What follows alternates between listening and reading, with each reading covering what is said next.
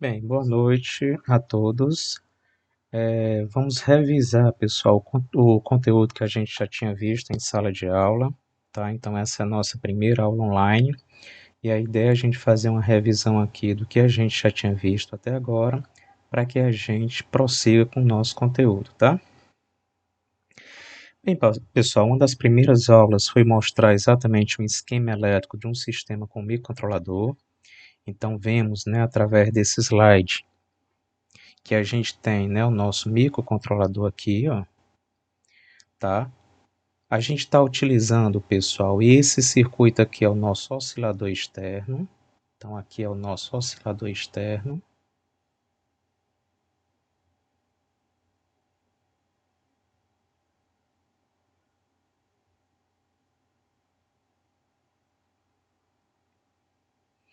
A gente viu, pessoal, que a finalidade dele vai ser gerar uma frequência de clock externo para esse microcontrolador. Nós temos, pessoal, mais abaixo, né, um regulador de tensão.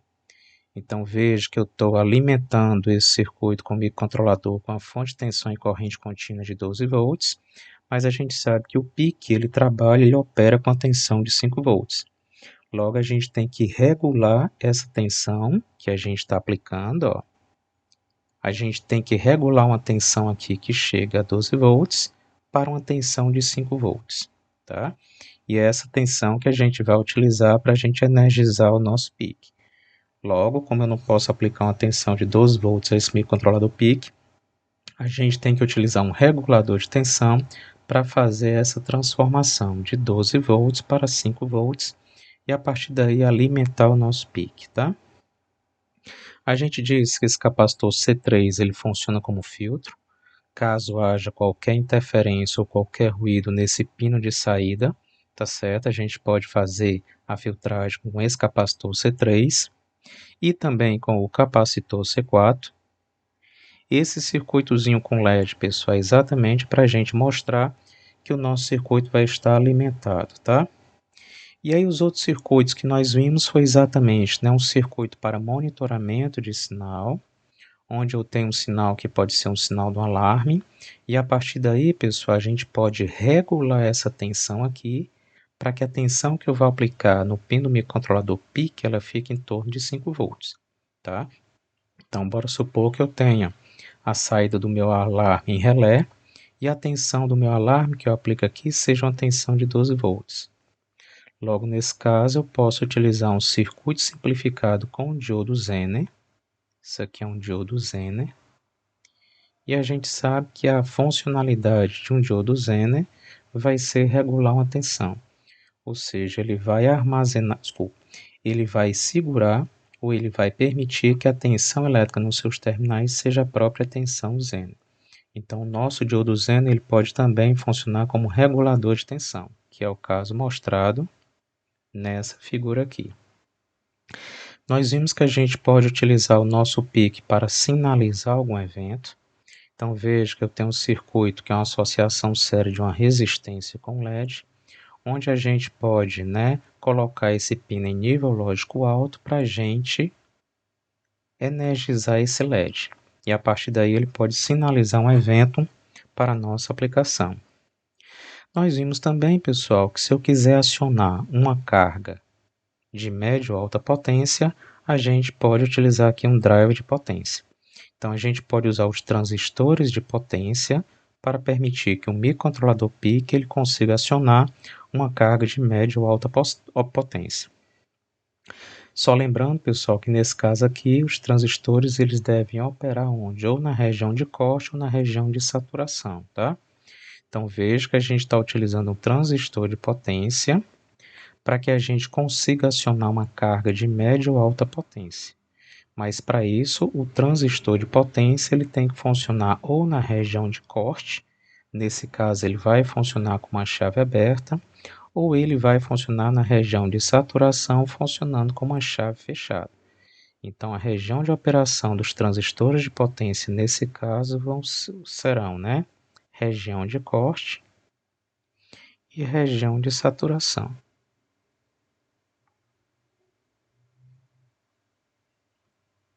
Ok? Então, vamos dar sequência aqui, tá? Dando sequência, pessoal, um dos circuitos que a gente viu no slide passado foi exatamente um regulador de tensão utilizando o nosso diodo Zener. Então, nesse caso, o diodo Zener vai ser utilizado para regular a nossa tensão. A gente já tinha apresentado em sala de aula e a gente viu que quando a gente aplica uma tensão reversa maior do que a tensão Zener, o que é que vai acontecer? O meu diodo Zener irá operar, irá ligar, irá deixar fluir sobre ele a corrente Zener e ele vai manter, ele vai segurar sobre os terminais dele a tensão Zener. Bora supor que essa tensão ela seja de 5 volts. Então veja o que é que acontece. Se eu aplicasse na entrada desse circuito uma tensão de 12 volts, a gente está vendo, pessoal, que a tensão reversa sobre o diodo Zener é maior do que a tensão Zener. O que vai acontecer nesse momento é que o meu diodo Zener irá operar, irá deixar fluir a corrente Zener sobre ele e irá manter sobre os terminais dele a tensão de 5 volts, que seria a tensão Zener. Com isso, pessoal, vou regular a tensão na entrada do meu microcontrolador PIC a uma tensão de 5 volts. Então, é assim que a gente consegue utilizar o diodo Zener para regular a tensão. Aqui a gente deu um exemplo, né? A corrente máxima que eu teria no pino seria quem? 12. Pessoal, nesse caso ele está dizendo que a tensão Zener é 4,7, tá? Então, ele está usando aqui um valor da tensão Zener de 4,7 volts. Então, se eu quiser calcular minha corrente S, a corrente série que está entrando aqui, ó, isso aqui vai ser a minha corrente S, ela vai ser dada por quem? 12 menos 4,7 sobre 680 ohms. Então, a corrente máxima que a gente está aplicando nesse pino é de 10,7 mA. Tá?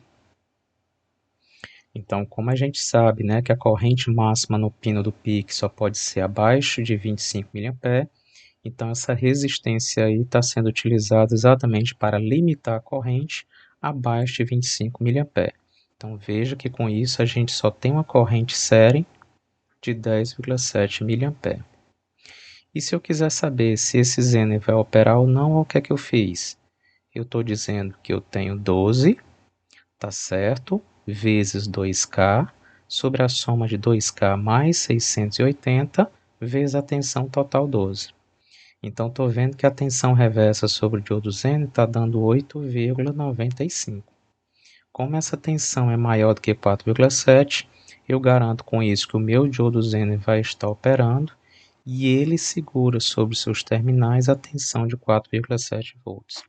Então, com isso, a gente consegue regular, tá certo, a tensão sobre o diodo Zener.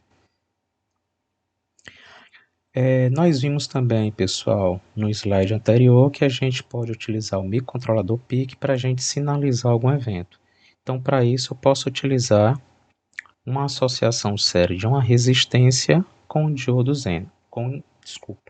Eu posso utilizar um circuito de uma resistência em série com LED, tá? A gente sabe que o LED é um diodo emissor de luz. A funcionalidade dele é, uma vez aplicada uma tensão direta, ele irá operar e irá converter energia elétrica em energia luminosa. Então, essa é a funcionalidade do LED. Então, veja que eu tenho aqui a saída do meu PIC, e se eu aplicar, tá certo, um nível lógico alto aqui, equivale a eu ter mais ou menos, pessoal, como se eu estivesse aplicando a fonte de tensão de 5 volts aqui na saída. Então, mais e menos 5 volts, tá?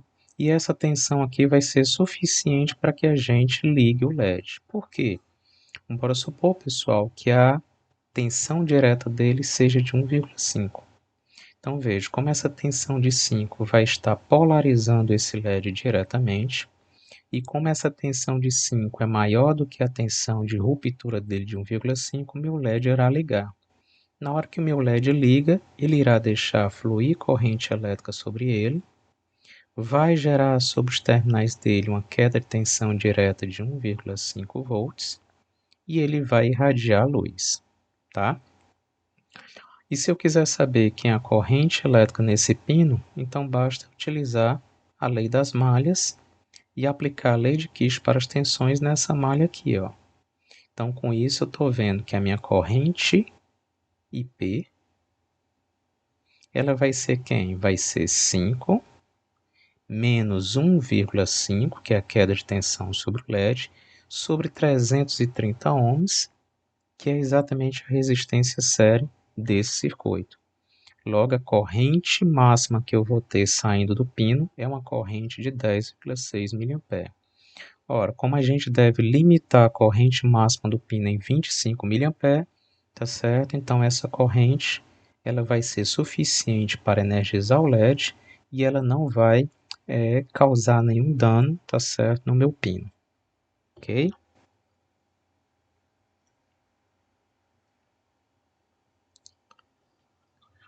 A gente também, pessoal, pode energizar um LED utilizando o que a gente chama de pull-up, ou seja, eu estou, nesse caso, drenando uma corrente pelo pino do pique. No slide anterior, a gente estava fazendo com que o pique suprisse uma corrente para a minha carga. Nesse caso, não. Eu tenho a minha fonte de tensão em corrente contínua e estou fazendo com que esse LED ele seja energizado, mas ele vai operar diretamente, permitindo que haja um fluxo de corrente entrando no pino do pique, tá? E nesse caso, pessoal, a gente vai ter que, para a gente acender o LED, a gente tem que colocar esse pino aqui em nível lógico baixo, ou seja, eu tenho que aplicar um terra aqui,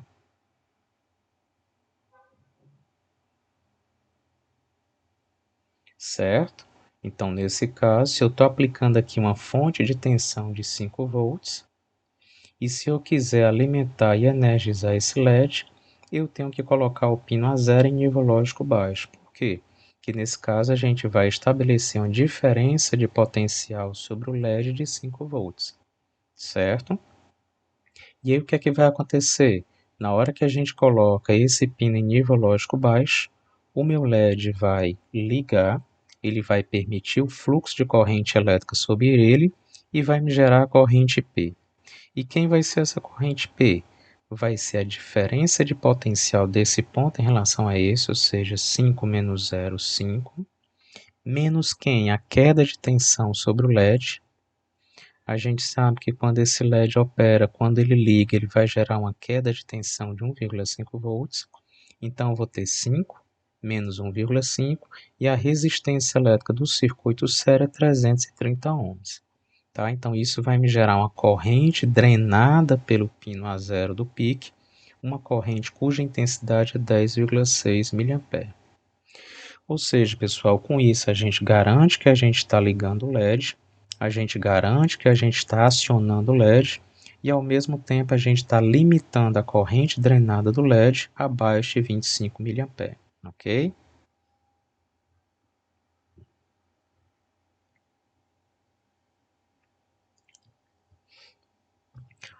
Ah, mas a gente pode ter outra situação que a gente apresentou no slide anterior, que é a seguinte: ah, professor, mas eu quero alimentar essa sirene. E bora supor que essa sirene ela tem uma potência de 10 watts, ou seja, eu não consigo alimentar, eu não consigo operar essa sirene utilizando o pino do pique. Por quê? Porque a gente sabe que o pino do pique ele consegue gerar uma tensão máxima de 5 volts com a corrente máxima de 25 mA. Ou seja, isso consegue gerar no máximo uma potência de 125 miliwatts. Ora, essa potência não é suficiente para a gente alimentar uma sirene de 10 watts. Logo, a gente tem que utilizar um drive de potência. Logo, eu posso utilizar um transistor de potência para permitir que essa carga de alta ou média potência ela seja acionada, tá? Então, se isso é verdade, pessoal, a gente monta um circuito como esse, onde eu vou utilizar um transistor de potência. A base dele vai estar interconectada ao pino do pique. E a partir daí, pessoal, o transistor de potência ele vai funcionar como uma chave aberta ou uma chave fechada. Ou seja, se eu quiser acionar essa sirene, eu coloco esse pino em nível lógico zero. Desculpa. Se eu quiser acionar essa sirene, eu coloco esse pino em nível lógico alto, em nível lógico 1. Isso vai permitir que o transistor ele opere na saturação, e a gente sabe que quando o transistor opera na saturação, ele vai apresentar uma resistência elétrica entre o coletor e o emissor próximo a zero. Ou seja, pessoal, é como se ele funcionasse como um curto-circuito. Então, nesse momento, na hora que eu aplico nível lógico alto no pino do pique, o transistor de potência vai entrar na região de saturação, ele vai apresentar uma resistência elétrica muito baixa entre o coletor e o emissor, aproximando-se a uma chave fechada. Então, se eu estiver aplicando aqui uma tensão de 12 volts, e aqui eu tiver o meu ground, a gente vai acionar exatamente essa sirene, tá? Ah, Paulo, e se eu quiser desligar a sirene? Aí a gente vai fazer o quê? Eu vou colocar a saída desse pino do microcontrolador PIC em nível lógico baixo, em zero. Por quê? Na hora que eu coloco esse pino em zero, a corrente elétrica de base no transistor vai ser zero. Isso faz com que o transistor funcione na região de corte. E a gente sabe que quando o transistor funciona na região de corte, ele vai apresentar uma resistência muito alta entre o coletor e o emissor. Ou seja, pessoal, ele vai mostrar isso aqui como se fosse uma chave aberta. E nesse caso, a gente não consegue estabelecer corrente elétrica através do transistor e ele está funcionando como chave aberta. Ou seja, eu posso dizer que nesse momento a corrente elétrica IC, coletor, vai ser igual a zero. Tá? Então, nós tínhamos mostrado também em aulas anteriores que se eu quiser acionar uma carga de média ou alta potência, eu posso fazer com que os transistores de potência ou operem na região de corte ou operem na região de saturação. Se eu quiser que o transistor funcione como uma chave aberta, a gente vai fazer ele operar na região de corte. Para que isso aconteça, eu vou fazer com que o potencial na base seja zero, fazendo com que a corrente de base ela seja zero. E a partir daí ele vai estar cortado e funcionando como uma chave aberta. Mas, se eu quiser que ele funcione como uma chave fechada, ou seja, se eu quiser que ele tenha uma resistência elétrica próxima a zero entre o coletor e o emissor, tá aqui ele, aí eu tenho que fazer com que o pino do pique esteja em nível lógico alto. Na hora que ele está em nível lógico alto, e de acordo com o valor da resistência de base que a gente aplica aqui, a gente estabelece uma certa corrente de base que vai fazer com que ele opere agora, nesse caso, na saturação.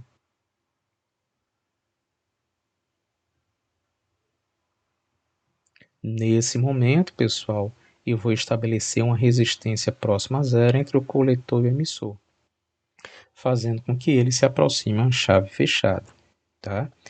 Tentem relembrar essa aula que eu mostrei exatamente como é que a gente calculava o valor de RB, exatamente para que ele entrasse na região de saturação. Então, seria interessante vocês revisarem também esses cálculos que a gente apresentou em sala de aula, ok?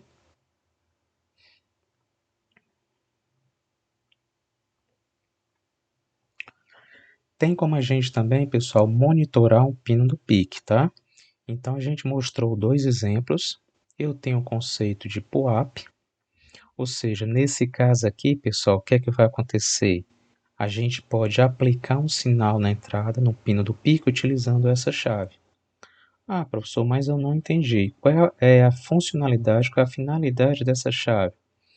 Pessoal, se essa chave estiver aberta, tá? Esse terra ele não chega nesse ponto.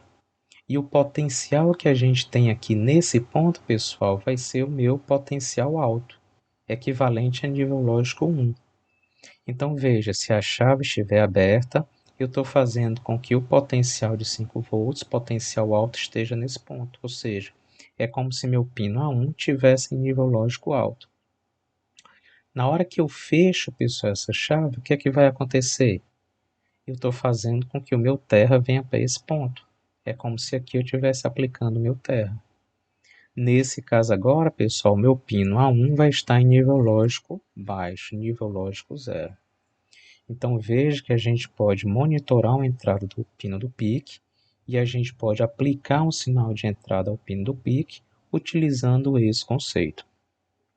Então no conceito de PUAP a gente tem um potencial alto inicialmente e na hora que eu fecho a minha chave, a gente tira esse pino do potencial alto e leva para o potencial baixo. Se eu abrir esse pino,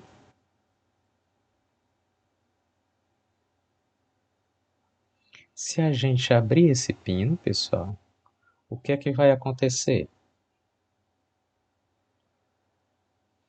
Novamente a gente sai do potencial baixo e vai para o potencial alto, tá?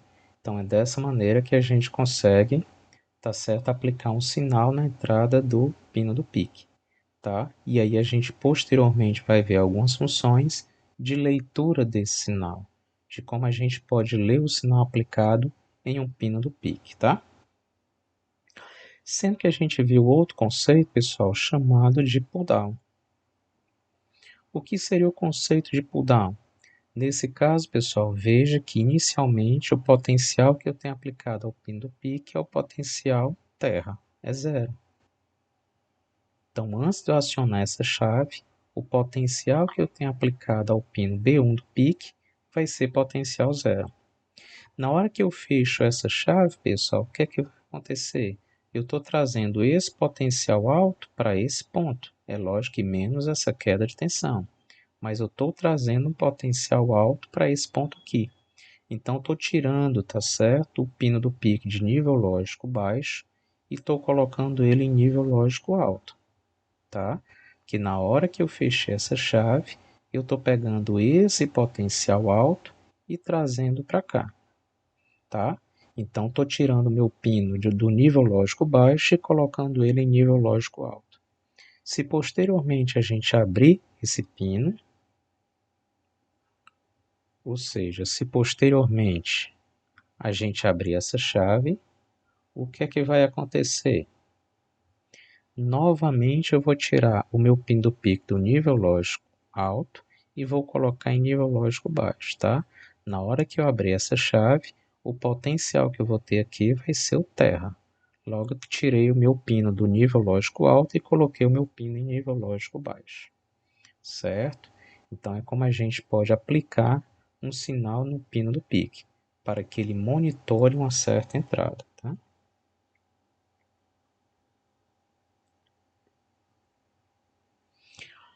Mas muitas vezes, pessoal, a gente precisa acionar um relé, ou a gente precisa acionar uma carga indutiva. E nesse caso a gente tem que ter muito cuidado. Por quê? Porque a gente sabe que uma carga indutiva ela pode gerar uma sobretensão. Se você cancelar instantaneamente a corrente sobre o indutor, a gente sabe que isso eleva e gera uma sobretensão nos terminais desse indutor. Tá? Por quê?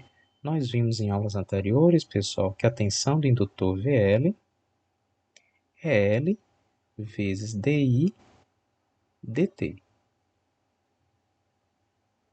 ou VL é L vezes delta I delta T.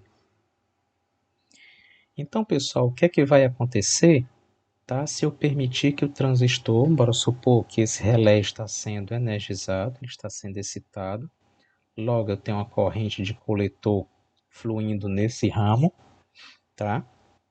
Eu estou permitindo com que o transistor funcione na saturação, logo ele está funcionando com uma chave fechada, tá? Ou seja, eu estou energizando o meu relé. Logo, na hora que a gente faz fluir uma corrente elétrica sobre ele, ele gera uma queda de tensão chamada de VL. E essa queda de tensão VL é dada por esse parâmetro aqui. Pessoal, se nós instantaneamente, fizermos com que o transistor de potência funcione com uma chave aberta, se eu abrir o transistor, eu estou fazendo com que essa corrente elétrica aí varie um tempo muito pequeno, ou seja, eu estou aproximando esse ΔT a zero.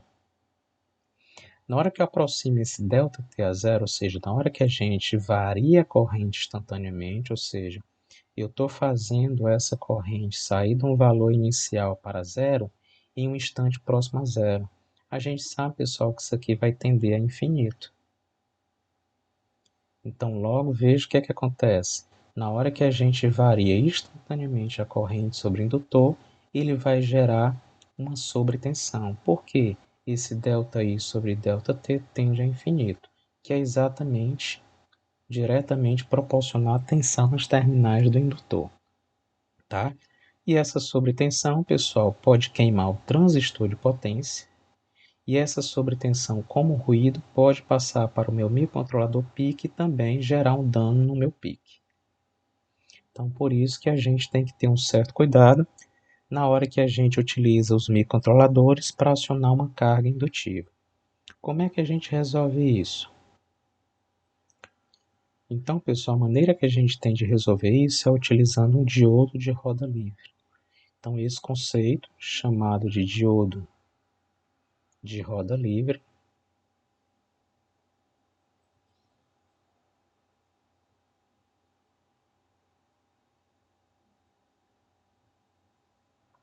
ele é utilizado exatamente para dissipar, pessoal, a energia dessa sobretensão. Por quê? Porque enquanto o meu relé está sendo energizado, ele está gerando uma queda de tensão VL, tá? A gente sabe que VL, tá certo, é L delta I sobre delta T. O que vai acontecer, pessoal, que na hora que a gente cancela ou na hora que a gente anula instantaneamente a corrente elétrica C, pela lei de Lenz-Faraday, o indutor vai tentar se opor a essa alteração. E para se opor a essa alteração, o que é que ele faz? Ele vai inverter a sua polaridade. Então, o que ele vai fazer, pessoal? Ele vai inverter a sua polaridade.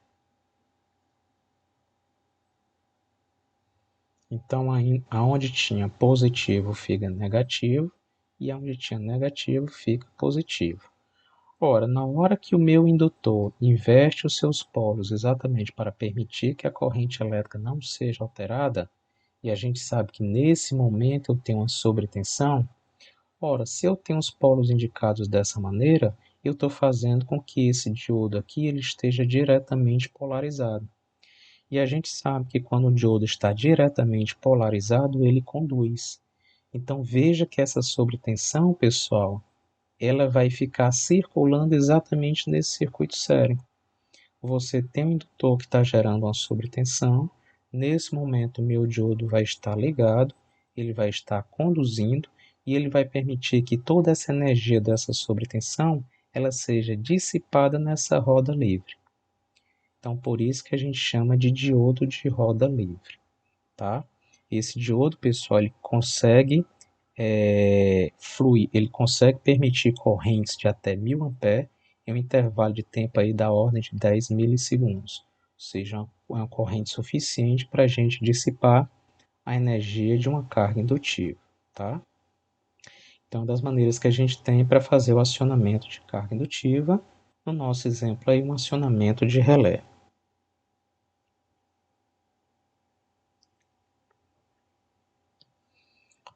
Mas em muitas situações, pessoal, a gente quer proteger o circuito de controle.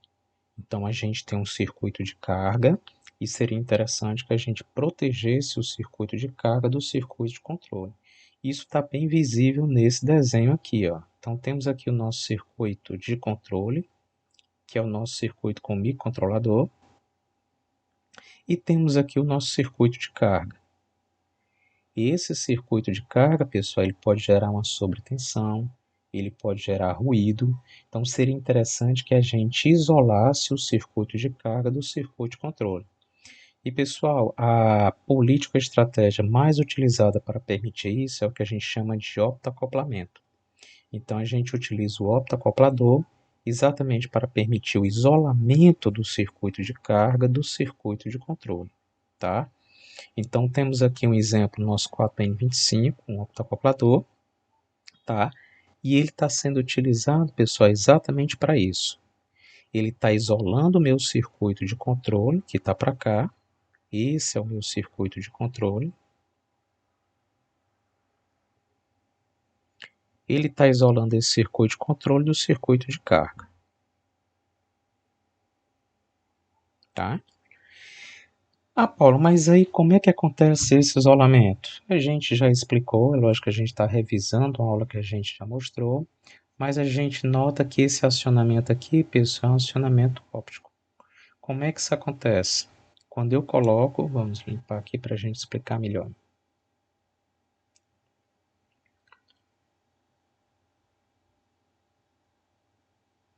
Quando eu coloco esse pino em nível lógico alto, tá? A gente vai excitar esse LED. Veja que a entrada desse optocoplador é um LED. Na hora que a gente excita esse LED, ele vai irradiar luz. Pessoal, essa luz irradiada por esse LED equivale exatamente à nossa corrente de base B. Então, nesse momento, o meu LED irradia luz, é equivalente à corrente base. Nesse momento, o transistor satura e vai funcionar como uma chave fechada. E nesse caso, eu estou pegando a minha fonte de alimentação e vou energizar o meu relé, tá? Então veja, pessoal, qual é a grande vantagem aqui. Se o teu relé gerar uma sobretensão, embora supor que você cancele instantaneamente a corrente sobre o meu indutor, a gente sabe que o nosso VL é igual a L delta I delta T, ou seja, eu vou gerar uma sobretensão. E o que é que vai acontecer, pessoal? Essa sobretensão, se eu não tivesse esse isolamento óptico, ele iria exatamente causar um dano no meu microcontrolador. Então, na hora que ele gera essa sobretensão, você vai queimar a saída do teu optocoplador, mas você não vai levar essa sobretensão para o circuito de controle. Então, essa é a proteção que é utilizada quando você quer acionar uma carga, tá certo, indutiva, e você quer proteger o teu circuito de controle. Tá? Então, usando o optocoplador, é que você vai permitir isso. E, pessoal, se vocês virem, até os terras são isolados. Ó. Aqui é exatamente o teu terra do sistema do circuito de controle, que é isolado do teu terra do circuito de carga. Tá certo? Então, a gente pode chamar isso aqui de um terra digital e esse aqui vai ser o teu terra analógico. Mas você tem que isolar esses dois terras, por quê? Porque a interferência e ruído ele pode passar pelo terra. Então, por isso que até esse isolamento você tem que fazer.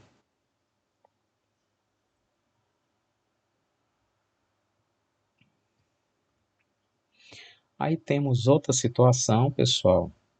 Só lembrando que a saída desse optocoplador, pessoal, ele também não consegue gerar uma potência muito alta. Tá? Em geral, a corrente máxima na saída de um optocoplador é de 60 mA e às vezes essa corrente não é suficiente para você acionar uma carga de média ou alta potência. Então, das maneiras de resolver isso é você usar um optocoplador. A funcionalidade dele vai ser isolar o circuito de carga do circuito de controle, mas na saída desse optocoplador você coloca um drive de potência. Então você está usando esse optocoplador para fazer o isolamento óptico.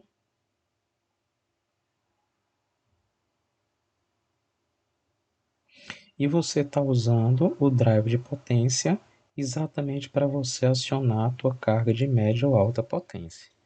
Tá? Então, nesse caso, tá? Esse opto vai fazer apenas o isolamento, mas quem está acionando, quem está dando potência suficiente para acionamento da carga é o teu drive de potência.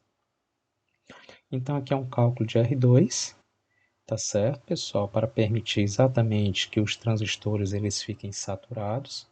Então, estou pegando aqui a saída do meu optocoplador, ou seja, na hora que eu coloco nível lógico alto aqui, o meu LED é excitado, ele vai gerar uma corrente base suficiente para que o teu opto funcione na saturação, funcione como uma chave fechada. Logo, a tensão que eu estou aplicando aqui, tensão de 12 volts, ela vai estar bem aqui. Ó. E como é que vai ser o meu cálculo de R2? Vai ser 12 menos a queda de tensão entre base e emissor, tensão VBE, que a gente sabe que para os transistores de silício essa tensão é de 0,7 volts, então vai ser 12 menos 0,7, tá? E eu estou dizendo que a corrente aqui eu quero limitar ela em 60 mA. Então isso vai fazer com que a resistência de base aqui ela seja de 188 ohms. Como a gente não encontra esse valor comercialmente, a gente pode colocar um valor de 220 ohms, tá? Então é um cálculo aqui apresentado de como a gente projeta esse valor de R2, tanto para que a gente limite a corrente na saída do meu optoacoplador, como também para que a gente permita com que o transistor de potência ele opere na região de saturação, tá?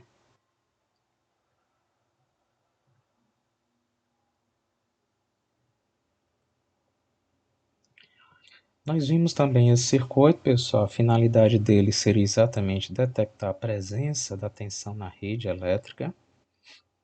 Então, nós mostramos também, tá certo, a funcionalidade desse circuito. Então, nós vimos, pessoal, que aqui eu tenho a tensão da rede elétrica.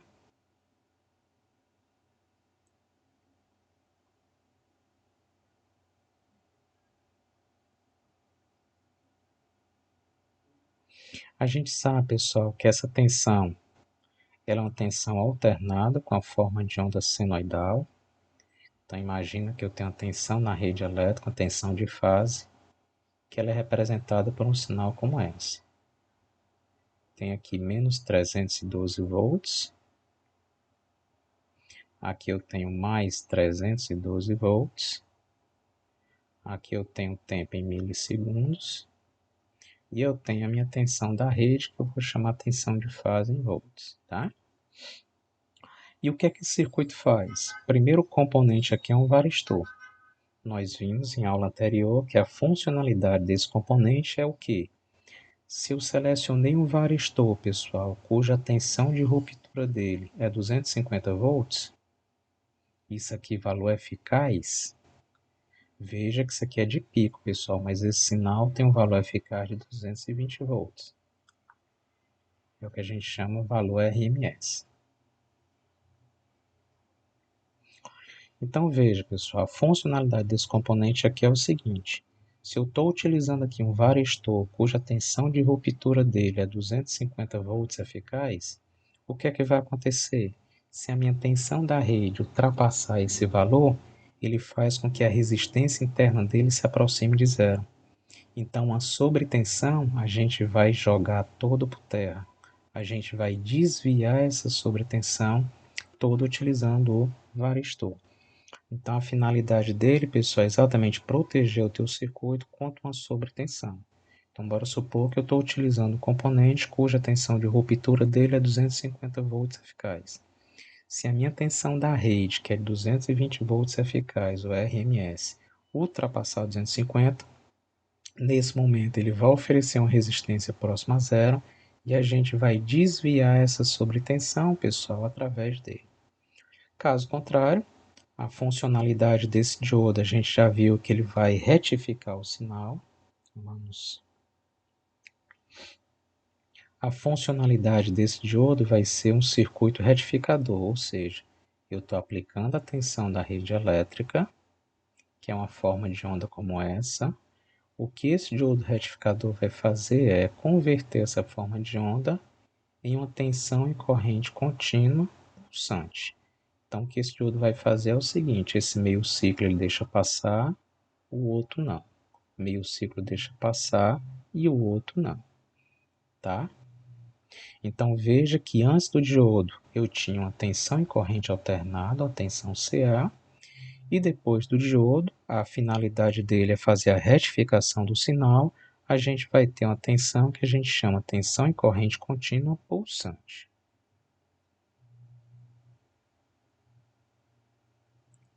Tá?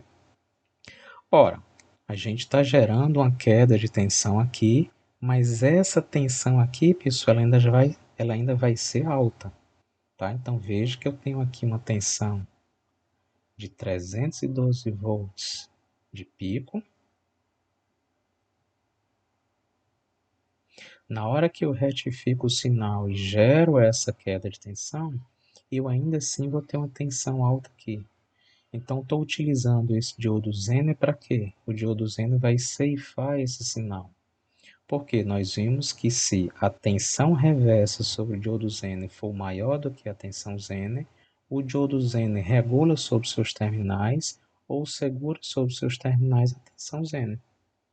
Tá? Então, bora supor que a gente selecione esse diodo Zener com a tensão de 5 volts. Toda vez que essa tensão CC pulsante ultrapassar 5 volts, o que é que vai acontecer? O meu diodo Zener liga e segura sobre os terminais dele e regula sobre os terminais dele a tensão de 5 volts. Então, depois que a gente faz a retificação do sinal, a gente está fazendo o quê? A gente está ceifando o sinal. Então, é como se agora a gente tivesse uma forma de onda depois do diodo Zener, dessa maneira aqui. Ó. Chega, ele ceifa o sinal, ou seja, um sinal ceifado em 5 volts. Tá? Ok? Então, vamos. Então, nesse caso, veja que agora a gente, depois do nosso diodo Zener, a gente vai ter um sinal ceifado em 5 volts. Eu vou ter essa situação,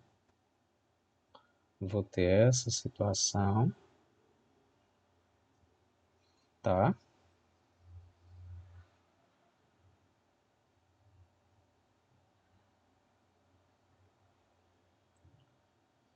Pessoal, e é essa forma de onda que a gente está aplicando à entrada do nosso optoacoplador. Por que eu estou utilizando ele, pessoal?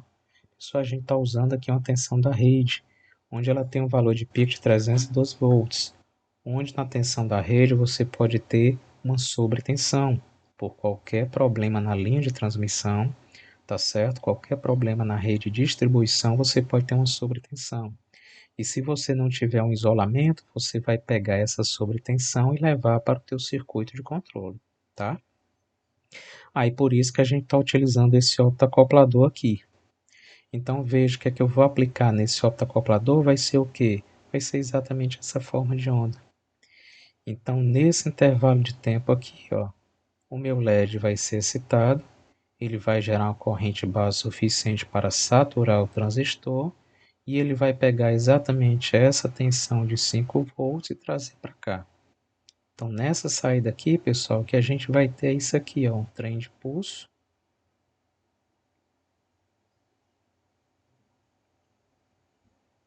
5 volts, 5 volts, tá? E aqui 5 volts. Tá, então aqui é a saída do meu opto. Vou chamar aqui de V opto. Isso aqui em milissegundos. Ora, mas eu não vou aplicar essa forma de onda na entrada do pique. Bora supor que eu tenho um pino do pique aqui, o pino, por exemplo, B2. Seria interessante que a gente utilizasse esse circuito RC, pessoal, para a gente fazer uma filtragem desse sinal. Então veja que eu tenho uma tensão em corrente contínua pulsante, mas eu quero converter isso aqui em uma tensão em corrente, uma tensão em corrente contínua com um pequeno ripple. Para isso, eu estou usando um circuito RC para fazer a filtragem. E o que esse circuito RC vai fazer é, ele vai começar a se carregar e quando eu mudo o sinal, ele começa a se descarregar. Quando eu aplico o sinal, o capacitor se carrega e quando eu tiro, ele se descarrega. Então, pessoal, o sinal que a gente vai ter na entrada do meu microcontrolador vai ser agora um sinal como esse, ó. Vai ser uma tensão em corrente contínua constante com uma pequena oscilação que a gente chama de ripple. Então imagina que a gente vai ter um sinal dessa maneira aqui, ó.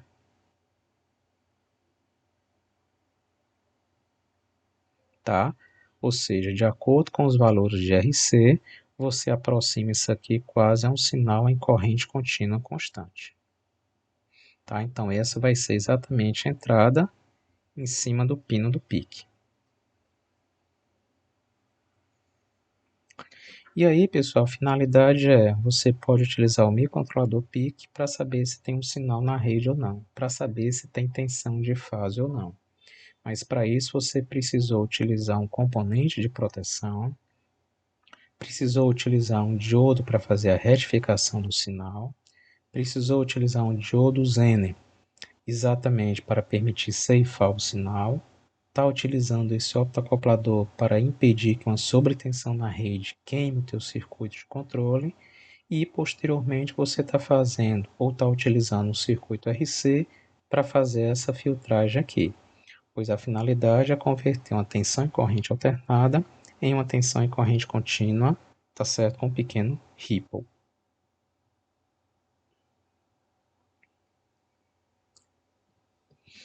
A gente viu que, pessoal, que a gente pode utilizar o Watchdog Timer.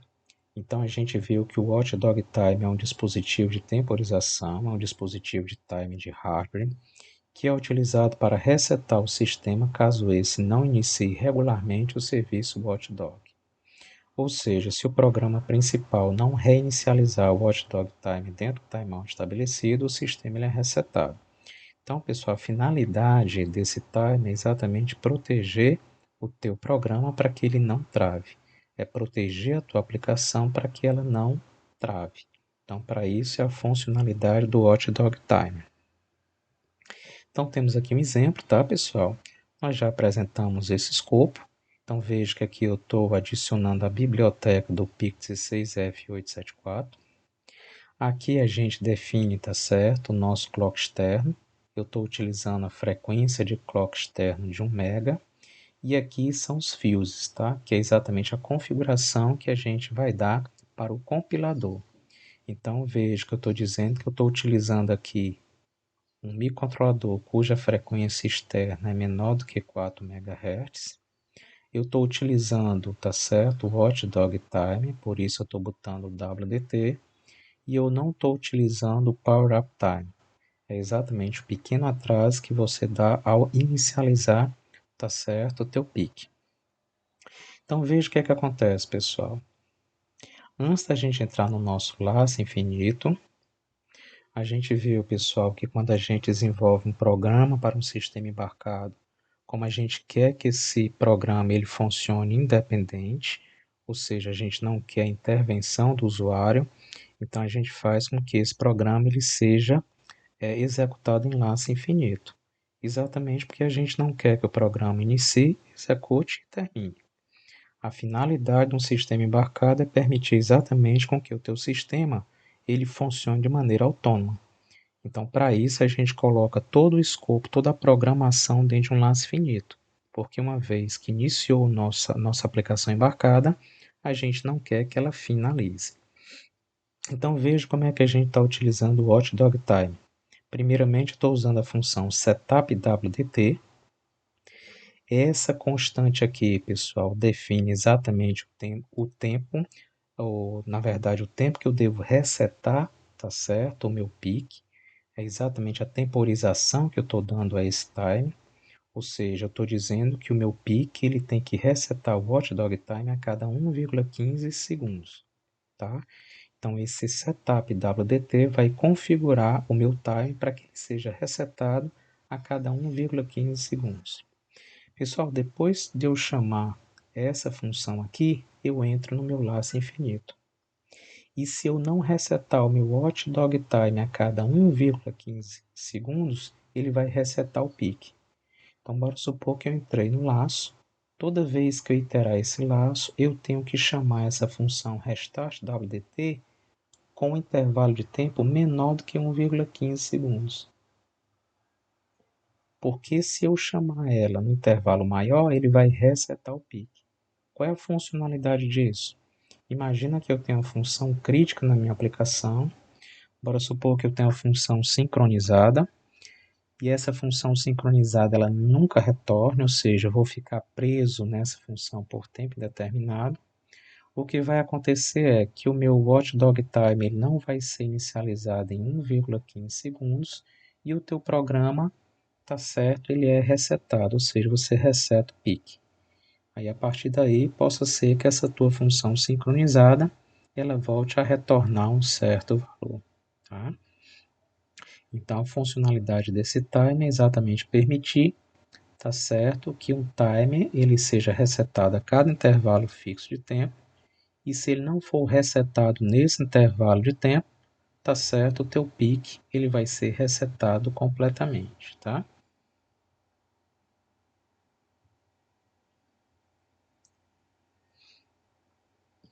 A gente mostrou na aula passada como é que a gente usava o time zero.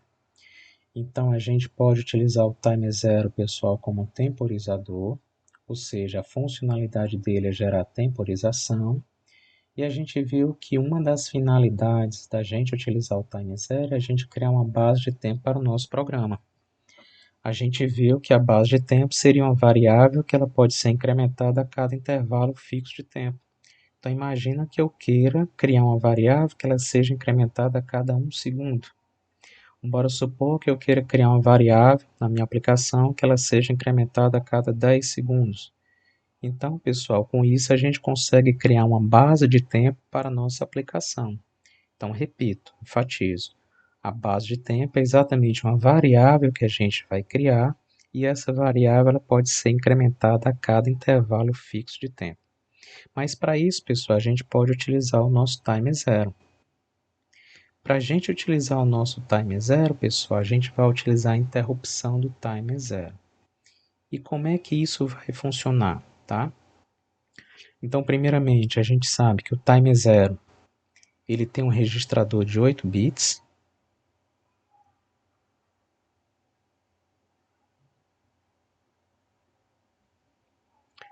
Meu time zero ele tem um registrador de 8 bits. Ou seja, ele pode incrementar e ele pode contar de 0 até 255. Tá? Se isso é verdade, pessoal, toda vez que o meu time é zero, encerrar a contagem 255 e voltar a zero, a gente vai gerar a interrupção desse time. Tá? Então veja, para que a gente faça o cálculo do tempo de estouro do time zero, a gente sabe que o time zero é um registrador de 8 bits. Qual foi o cálculo que a gente apresentou em sala de aula? A gente vai pregar a frequência de clock externo, vai dividir por 4. Isso vai me gerar a frequência do clock interno do meu pique. Por sua vez, a gente vai pegar essa frequência e dividir pelo pré-scaling, tá? Isso, pessoal, vai me dar a frequência de incremento do time zero. Se eu quiser saber o tempo, ou seja, pessoal, essa frequência de incremento do time zero é essa frequência de contagem de 0 até 255. Se eu quiser saber o tempo de incremento do time zero, o que é que a gente vai fazer? Ora, o período é inverso da frequência. Então, basta que eu inverta a frequência de incremento do time zero.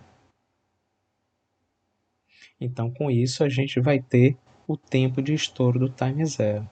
Ou seja, eu tenho de 0 a 255, são 256 contagens. 256 contagens vezes o tempo de incremento de cada contagem do time zero vai me dar exatamente o tempo total de estouro do meu time zero.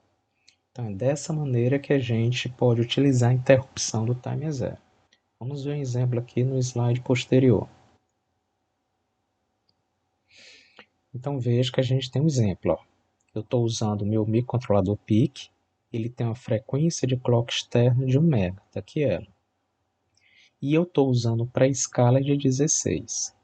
Então, a gente pode pegar a frequência de clock externo, dividir por 4, a gente vai ter a frequência de clock interno, e por sua vez a gente divide pelo pré-escala.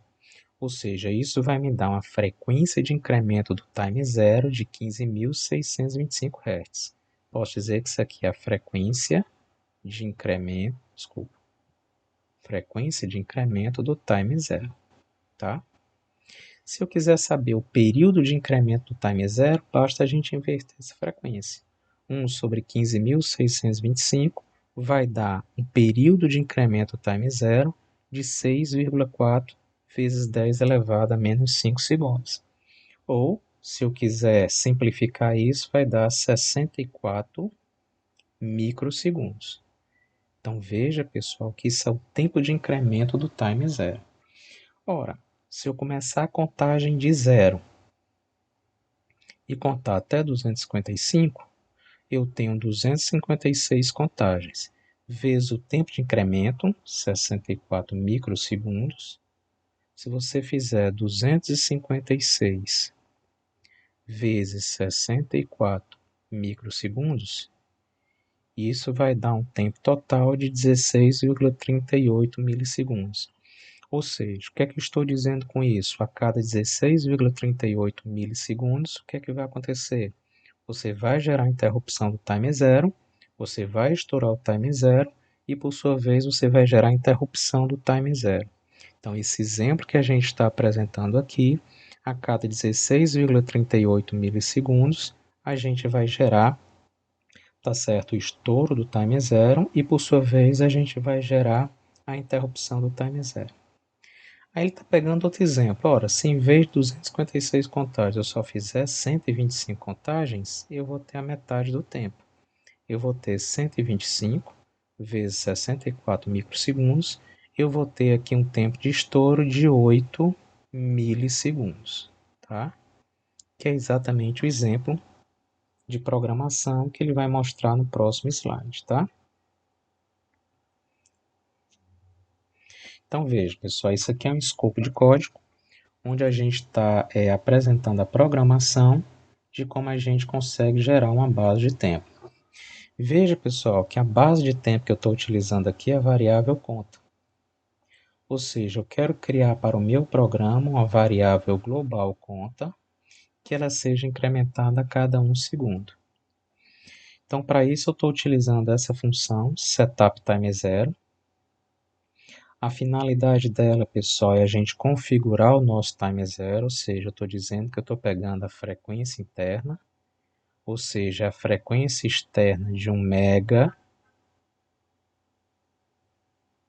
dividido por 4.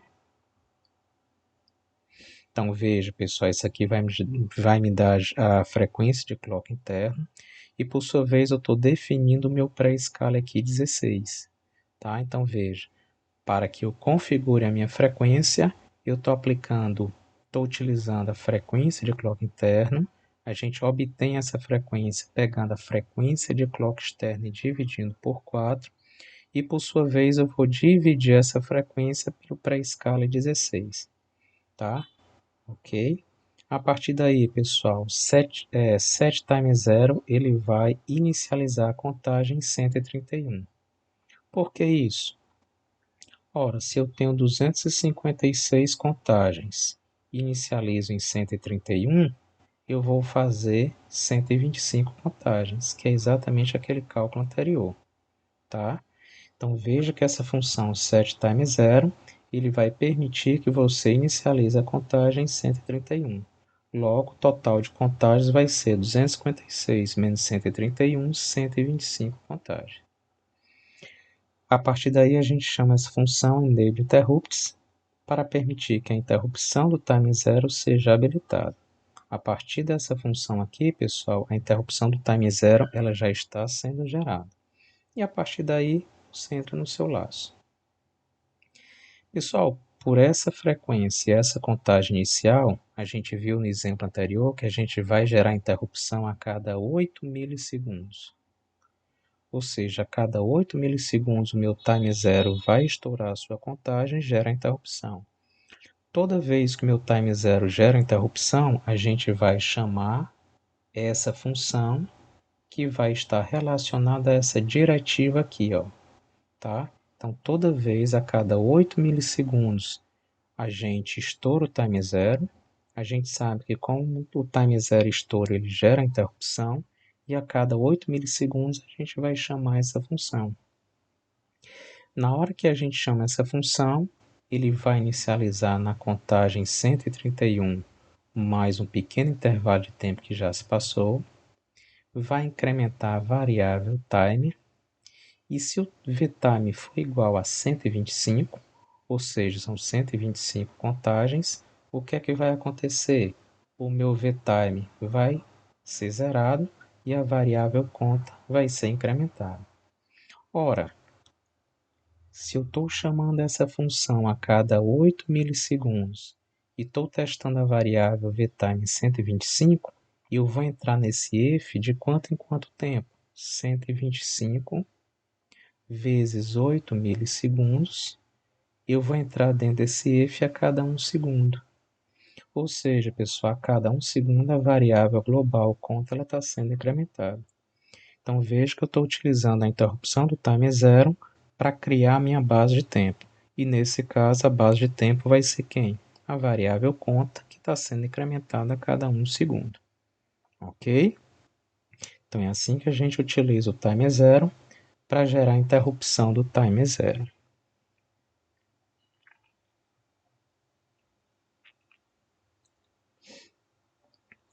A gente também viu na aula passada, pessoal, os conversores AD. A gente viu que um conversor AD, a finalidade dele vai ser o quê? Converter um sinal analógico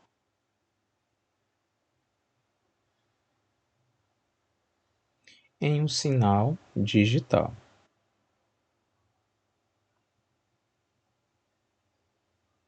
Certo? Tá? Como é que a gente pode explicar isso? Imagina que eu tenho aqui uma fonte de tensão. Essa fonte de tensão vai estar aplicada à entrada D do microcontrolador PIC. E bora supor que essa fonte de tensão, pessoal, ela tem um valor de 2,5 volts. Na hora que eu faço essa conversão, pessoal, bora supor que o conversor AD que a gente esteja utilizando, ele tem uma resolução de 8 bits. Ou 10 bits, tá? Bora supor que a gente esteja utilizando um conversor AD cuja resolução é de 10 bits. Ora, o que é que vai acontecer? Tá? Se eu estou aplicando uma tensão de 2,5 volts, esse tipo de sinal aqui, pessoal, vai ser um sinal analógico.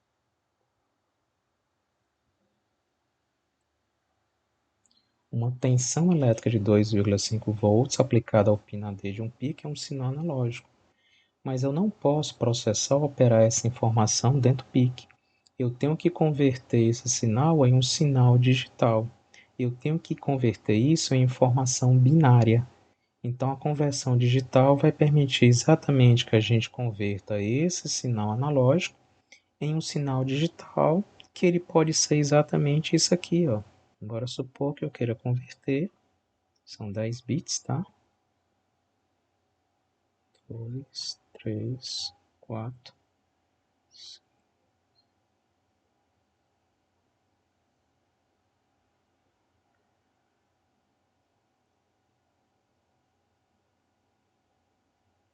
Pronto, 10 bits.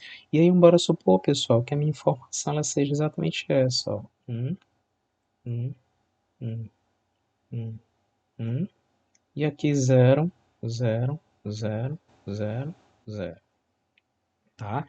Então, bora supor que na hora que eu fiz a conversão de uma tensão analógica de 2,5 volts, onde eu tenho que representar através da informação digital, ou seja, que eu tenho que armazenar isso digitalmente, então estou convertendo isso aqui de 2,5 para uma informação binária como essa. Onde isso pode me representar, por exemplo, se eu tenho 10 bits, é 1024, é equivalente aqui a uma tensão de 505, né? 500 dá 1512,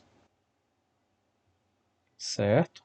Então veja, na hora que eu peguei aqui a minha tensão analógica com o valor de 2,5, eu fiz a conversão através de um conversor AD e estou representando ela através de uma informação digital.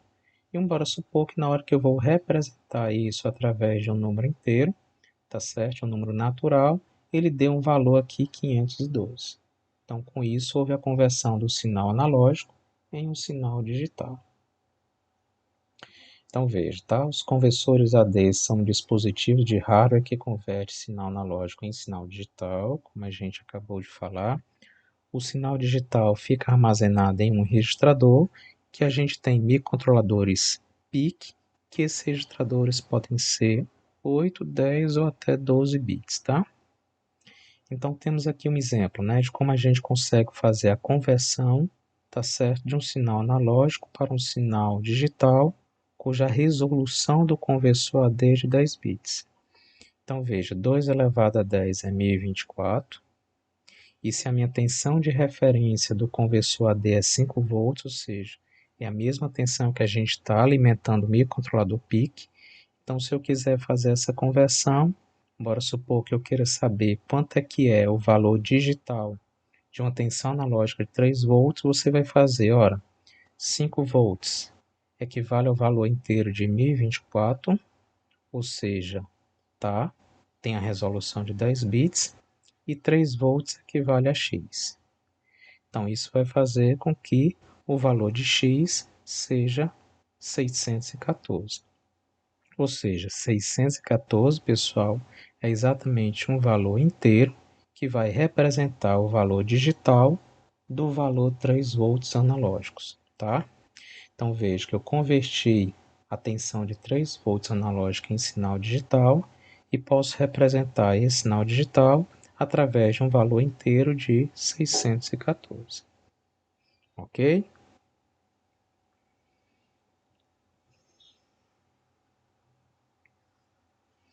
Aí a utilização do conversor AD. Então, mais uma vez, pessoal, estou usando a biblioteca do PIC 16F874. Estou definindo que o meu AD tem uma resolução de 10 bits. Estou dizendo que a frequência de clock externa é de 1 MHz. Através dos fios, a gente está configurando para a linguagem, né, quais são os recursos do PIC que a gente vai utilizar. Então, frequência menor do que 4 MHz. Não vou utilizar o WDT e não vou utilizar o Power Uptime. A partir daí, pessoal, essa primeira função aqui, ela define o quê? Ela define que o pin 0 do meu PIC vai ser utilizado para sinal analógico. Então, estou configurando o pin 0 do PIC para que ele funcione como sinal analógico.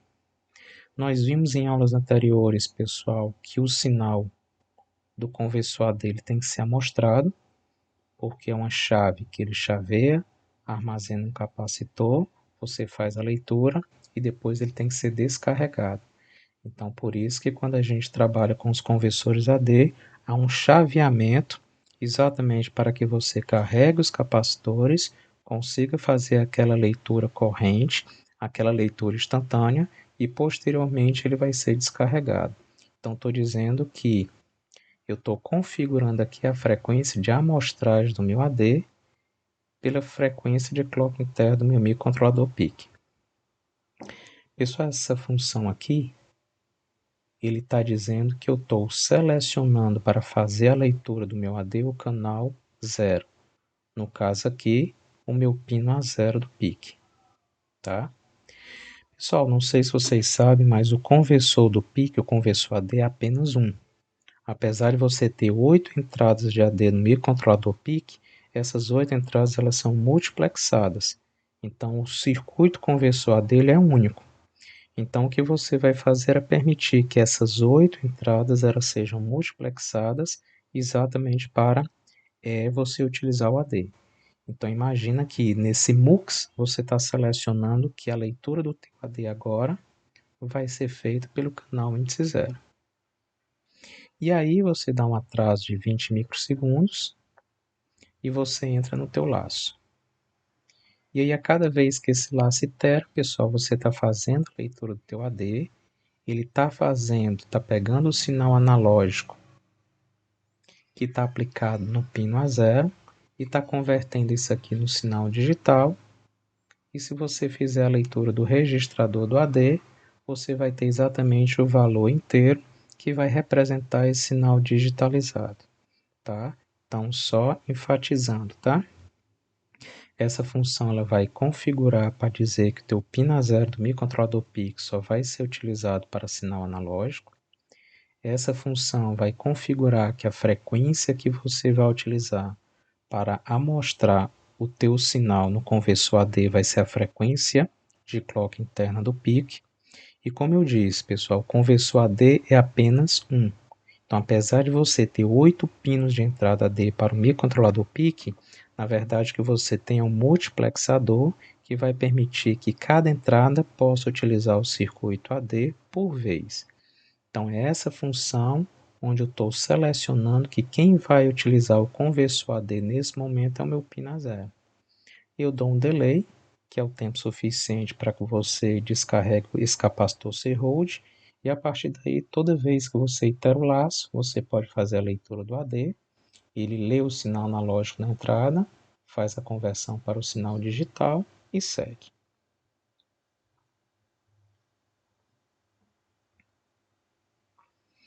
A gente também analisou e viu, a avaliação de entrada nos microcontroladores. Então a gente viu que tem duas maneiras da gente avaliar a entrada de um microcontrolador. Tem o conceito de pooling e tem o conceito de interrupção externa, tá? Em aplicações com tempo de resposta muito curto, pessoal, é sempre aconselhável utilizar a interrupção externa. Na verdade, pessoal, aconselho sempre.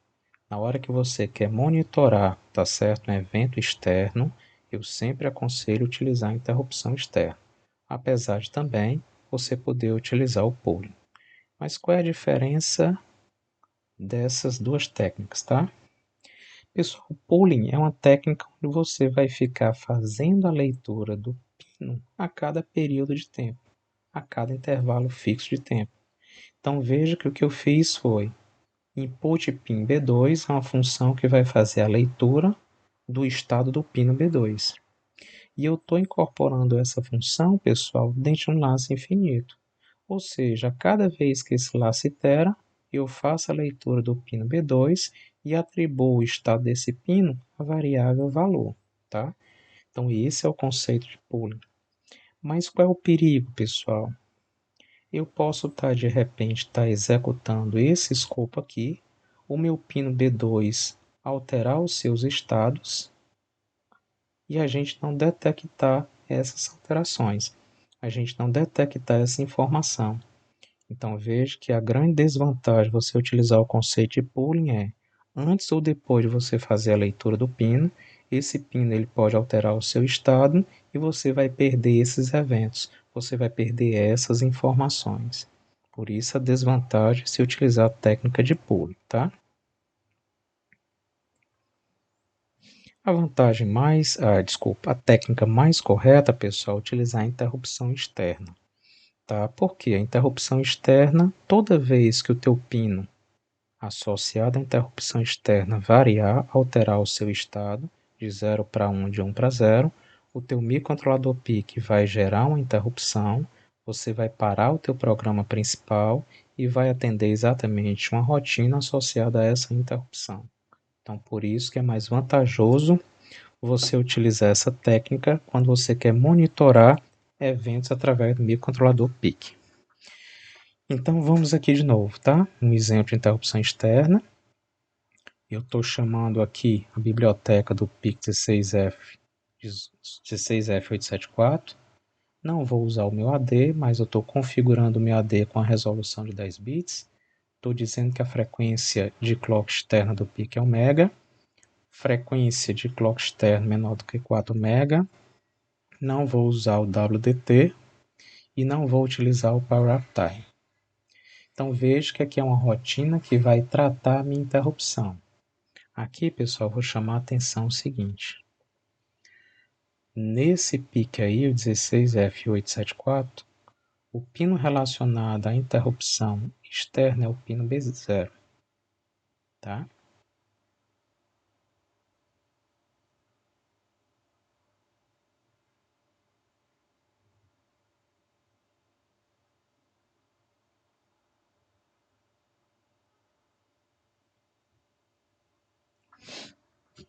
Então, o que é que vai acontecer, pessoal?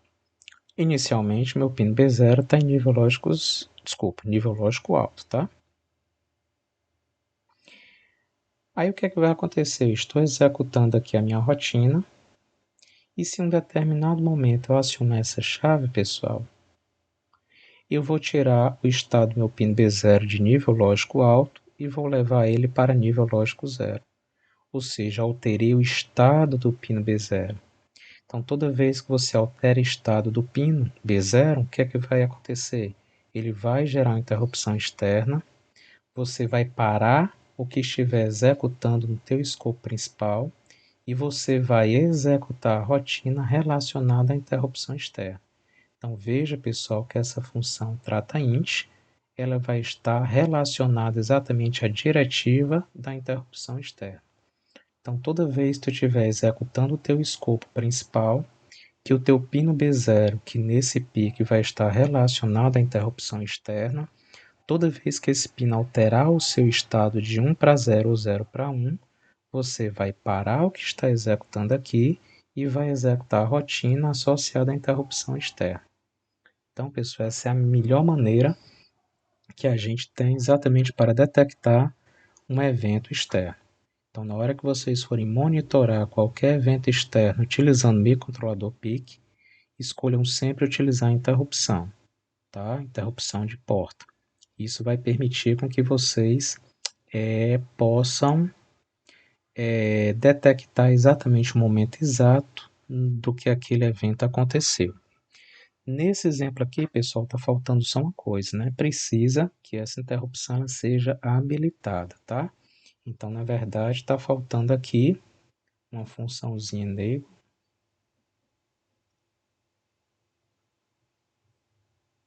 interrupts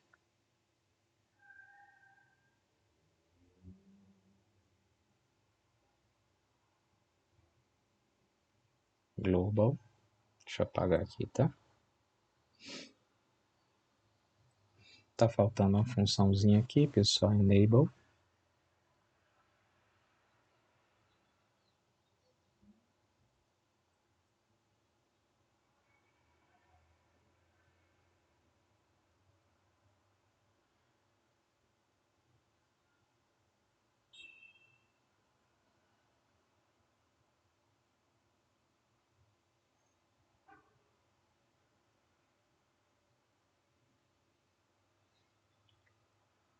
Tá certo?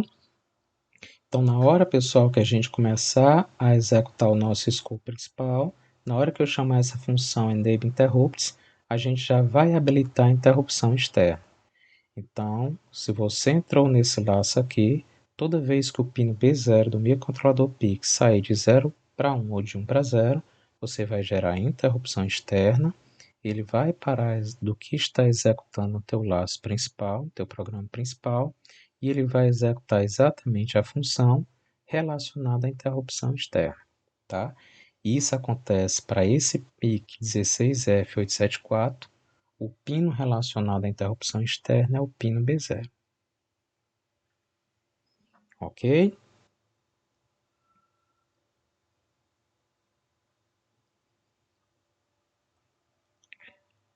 Mas, pessoal, acontece também que a gente tem outra situação que a gente também pode gerar interrupção através dos pinos B4 a B7, tá? Não sei se vocês lembram que a gente chamou isso de interrupção da porta B, tá? Então seria interrupção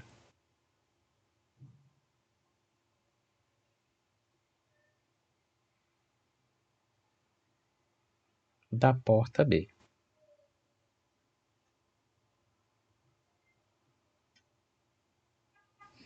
Então, nesse caso, pessoal, o que é que vai acontecer, tá? Você vai ter que chamar uma função. Então, a gente já sabe que está relacionado aos pinos B4 a B7. Então, o que a gente vai fazer é habilitar essa interrupção, enable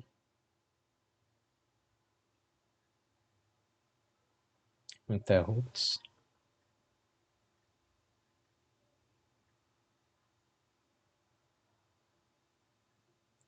global, int RB,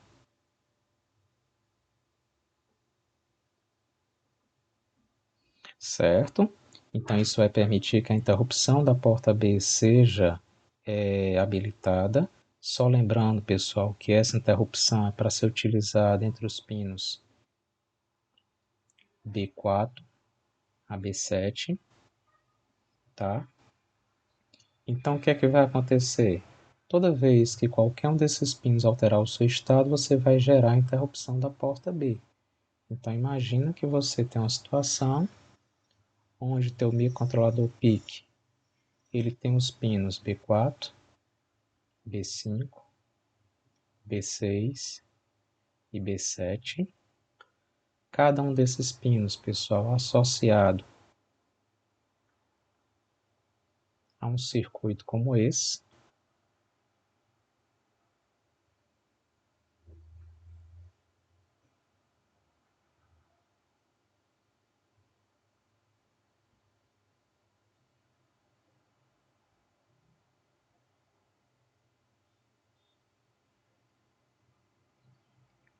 E o que vai acontecer, pessoal, é exatamente isso.